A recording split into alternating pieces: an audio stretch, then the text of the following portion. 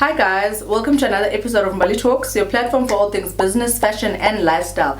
In today's video, I want to share with you 5 things that you need to do and or look out for if you don't want to find yourself dating potential.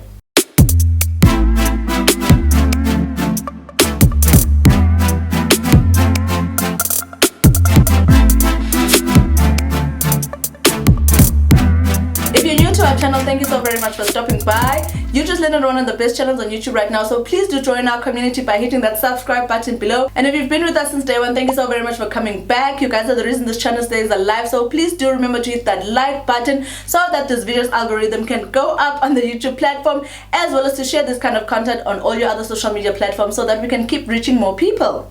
So this video is the second series in our relationship love and lust series that we're doing for the month of February to celebrate all things love.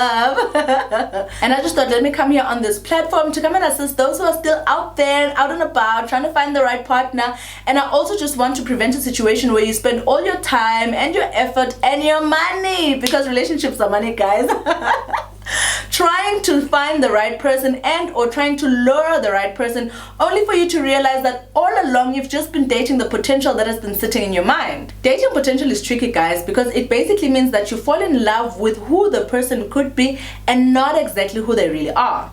And of course, we all know that most of the time this is driven by the fact that you just see so much in the person and you feel like, oh my goodness, if only they could just be this, or if only they could just do this, then they would be the partner that I want. But the reality is, for all you know, the person that you think you're seeing in the other person, that is the potential, could not even exist at all. It's all just the imagery that is in your mind that you're hoping the person could be. And therefore, like I said, you could spend time, years, money just being in the wrong relationship, or because you're dating the person that does not exist and or a person who will never even come to the surface. And I'm just here to share with you a couple of pointers of things that you should look out for so that you don't find yourself in that kind of a sinking ship. So the first thing that you need to look out for before you find yourself dating potential is to know what you want.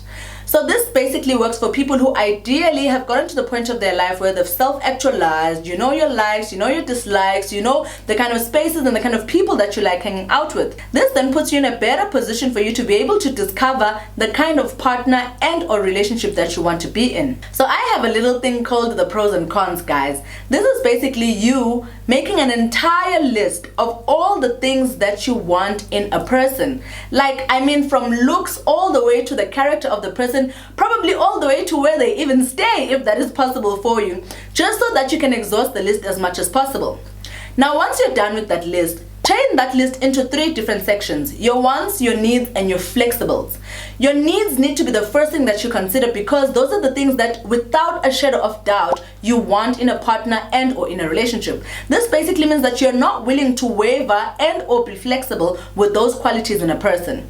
The second thing is wants. These are just now fantasies. Maybe it's looks, maybe it's abs, maybe it's the hobbies that the person is involved in that you feel like could also gel and be in line with the kinds of hobbies that you have. Then the third thing is flexibles. This is basically things that you want in a partner, but you know, it's not a train smash if they don't have it. For example, if he doesn't like hiking, maybe it's not the end of the world for you, because maybe you hike only once in 3 months or once a month. Those types of things. What the pros and cons list will help you do is to decide, before you even go out into the world, what you are flexible on, what you want, and what you're just fantasizing about in a partner, so that when you meet the person and you start ticking the boxes, you make sure that the first boxes that you're going to tick are the ones that have to do with your needs in a relationship. The second boxes have to do with the wants, and then of course your flexibles. This will avoid you going all the way around on multiple dates with different people and or creating relationships with people that are not even compatible to you, because you would now have your list that says, this is what I want, this is what I'm flexible on, this is what I exactly need in a relationship in the other person. You will avoid a lot of heartache, both for yourself and for the other person, as well as save yourself a lot of time and effort. The second thing to do is to stop dating aesthetics and start dating character. This basically means that you need to decide what it is that you really like about your new potential mate. Is it because of his or her looks, or is it because of the character that they have, or is it because of their social orientation or the social groups that they're in?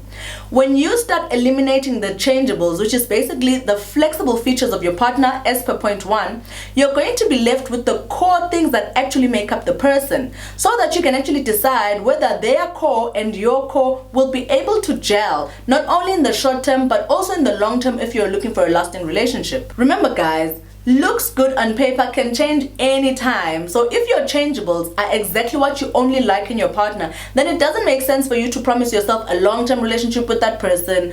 By all means, flirt, date, go on different dates, whatever. Just don't lock yourself up in a relationship with the person who you're only in love with his changeables. The third thing to do is to state your intention. So I know that this is a very difficult thing to do because generally people are not very honest about the things that they want and or need in a relationship.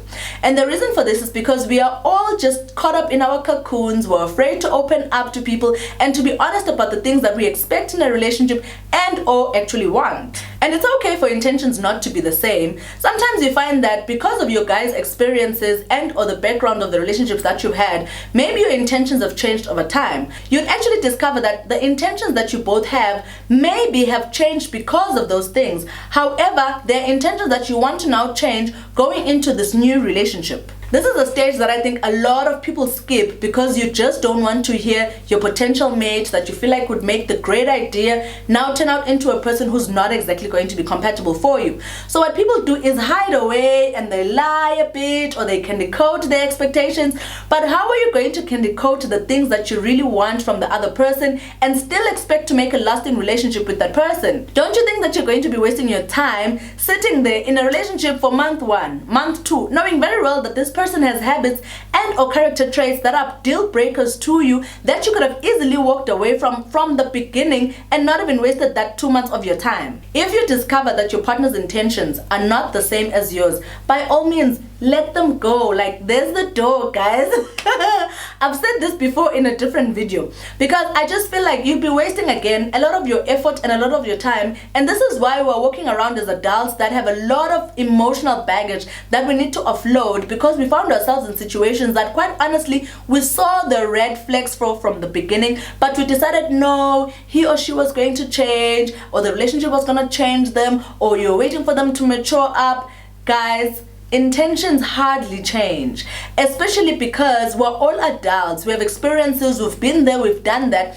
If a person's intentions and or a person does not have intentions in the first place, and you know that that's not what you're looking for, by all means end the relationship. So now you and your partner have stated your intentions, and you've probably lied to each other about the intentions that you have because you're trying to keep the relationship. Now it's time to move on to point number 4.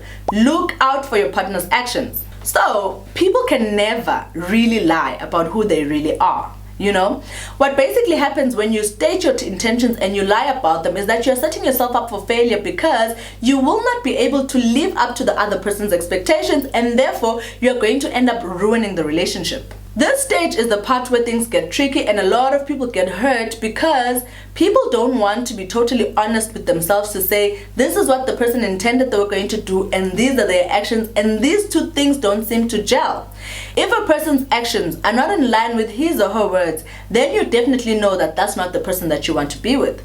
That basically means the person's not honest, they are not open to you, and they are not a reliable person. Because can you imagine a situation where someone promises you that they're always going to be there for you, or they want to be your shoulder to cry on, and then when the opportunity comes for them to be the shoulder, they disappear on you? Like, do you know how painful that is? It just leaves you in such a bad emotional and mental state, guys. It's really not worth your time. And I often feel like in relationships where people feel like, oh no, we've been together for the past 3 months or 4 months, you just want the relationship to continue. Therefore, you're not willing to be totally honest with yourself to say, hey dude, or hey miss, the things that you promised me in the beginning are not happening. And you can also have this conversation where you now sit down again after that period of say maybe 3 months or 4 months and update each other to say, hey, I'm noticing that your actions are not aligning to your intentions. Have your intentions changed? Or maybe are you struggling to make your intentions turn into actions?